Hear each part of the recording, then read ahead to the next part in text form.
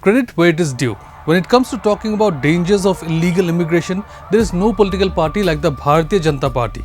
I mean, look at the Northeast. The Chief Minister of Assam, Dr. Himanta Biswa Sarma, never forgets to remind the locals that only the BJP can protect the locals and their identity and culture.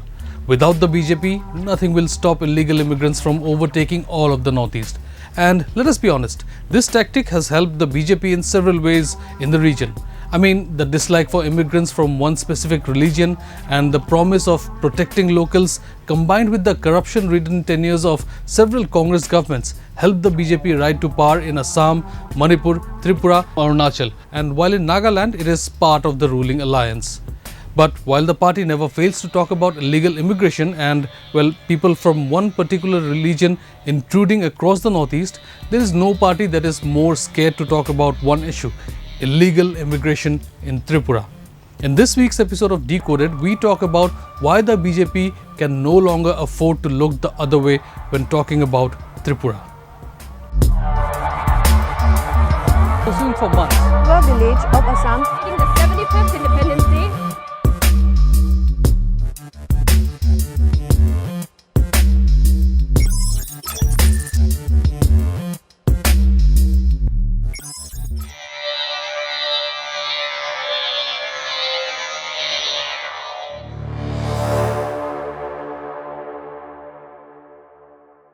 Why are we talking about Tripura? It is because of what happened last week when a tribal youth, Parmeshwar Riang, was killed in the Dholai district by miscreants while attending a fair. His death left locals in a state of shock. The fallout of this murder has devastated families in the district, and the subsequent violence has destroyed the belongings of several people who probably had nothing to do with the incident. But here's the thing. Look how the political parties have responded in this case. The victim is a tribal, an indigenous person. 4 people have been arrested, and you can guess their ethnicity and religion by the fact that the BJP leadership has maintained a pin-drop silence on the matter. Even Tripura leader PRADYOT Dev, who visited the family and handed them a check of 1 lakh rupees, did not give a political speech and instead took the safe route of talking about the need to maintain law and order. Why is even PRADYOT, the messiah of the indigenous population, taking such a measured approach?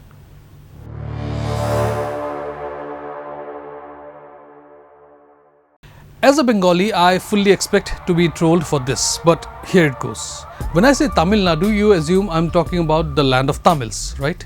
And you expect them to be in the majority.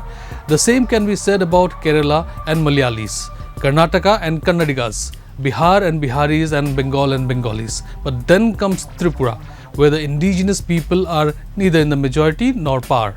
Allow me to explain. Like most of the Northeast states, Tripura as we know it did not exist the way we know it now.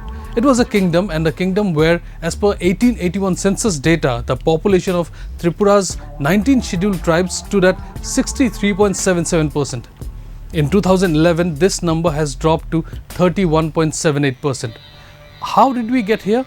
Well, the migration of 6.10 lakh Bengalis, the figure almost equal to the state's total population in 1951 from East Pakistan, now Bangladesh, between 1947 and 1971. This unbalance is reflected in the language census too. As of census 2011, Tripura has 24.14 lakh Bengali speakers, thrice the 8.87 lakh who speak Kokborok, the language of the largest tribal group. The Bengali domination also continues in other fields, especially in the assembly. Residing on less than 1/3 of the state land, the Bengalis control 40 of the 60 seats, while the tribals, who have over 65% of the geographical area, contribute only 20 seats. This essentially means that for all intents and purposes, Bengalis and not tribals control the state, and this was best explained when PRADYOT, the leader representing the indigenous, had to wait for almost a year before the central government paid due attention to their demands. The signing of the subsequent Tripura Accord and Tripura leaving the opposition and joining the NDA gave a lot of hope to the indigenous, and rightly so. But now comes the tough part.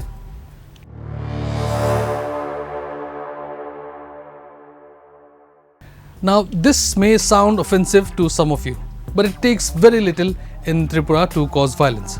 Here are some of the videos we have made regarding violence in Tripura, including an in-depth documentary. It therefore surprised few when, following the murder of Riyang, several homes were vandalized and properties torched.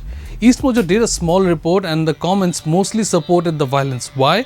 Because the victims of this violence were mostly Bengalis. As a media house, we can never promote violence against any community, but of course, that does not stop people from abusing us. Also because, well, why not? This retaliatory violence and the reaction to it will hurt the BJP and even Tripura in the long term. The justification of violence as the retaliation for violence has never ended well, but that does not matter. Look at Manipur. How many more incidents have to die before the two sides realize that there are no winners here? Does not matter. We are angry, so we will fight. And if you, the media house, do not say exactly what we want you to say, you are bad, you are evil, etc., etc. In the case of Tripura, the victim of mob violence first was a tribal, the support base of PRADYOT. After that, the ensuing violence destroyed the homes of Bengalis, who are the BJP's core voter base. Now, the BJP has always insisted that it has always treated Bengalis and tribals equally in Tripura, and that anyone who points out differences is simply promoting enmity among communities. But incidents like the murder of Riyang and the subsequent reactions from the party contradicted that statement. Indigenous people feel they have been usurped and turned into second-class citizens, and BJP has done little to change that narrative. And despite several people pointing out that Tripura has been overtaken by Bengalis, the BJP cannot speak anything about it because, well, according to the BJP, Bengali Hindus are good, Bengalis Muslims are bad. According to indigenous people, whether in Tripura, in Meghalaya or Assam, Bengalis are Bengalis and illegal immigrants are illegal immigrants. Hindus, Muslims, does not matter. Well, at least they do not discriminate. It is also the main reason why the BJP wants one more NRC in Assam, because the last one did not meet expectations, and an NRC in Manipur. Too little, too late. But never talks about in Tripura, because you do not bite the hand that feeds you, and in this case, the Bengalis sustain the BJP in Tripura.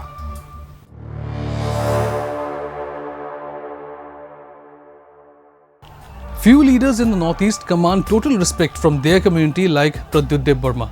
Sure, it helps that the leader is a royal scion and Indians love kings and their heirs. But Debbarma has also fought for the indigenous first as a member of the Congress, then under Tripura.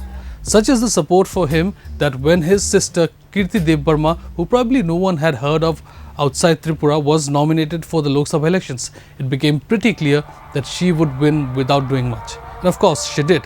As of 2024, PRADYOT has promised the world to the indigenous population, and while the Tripura Accord was considered a major achievement, in truth, the Accord barely promises anything that the BJP has not agreed to in principle in the past.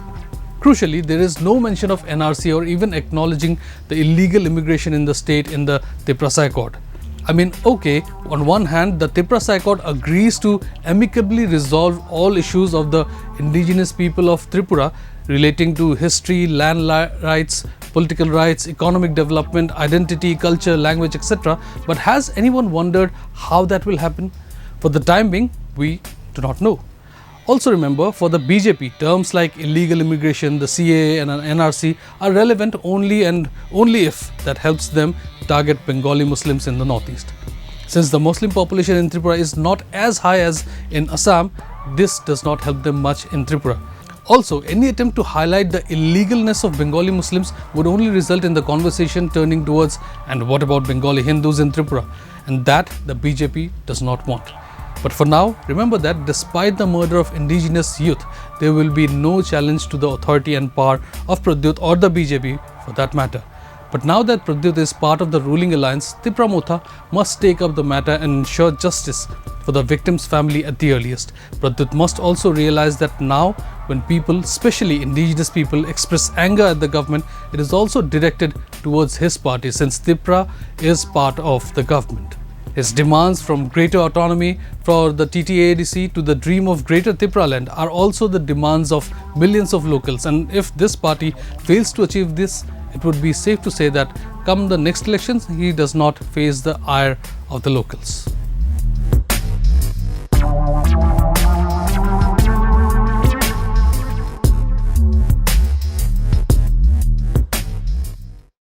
Don't forget to like, share, and subscribe to EastMojo. For any queries, put them down in the comments section below and press on the bell icon for notifications.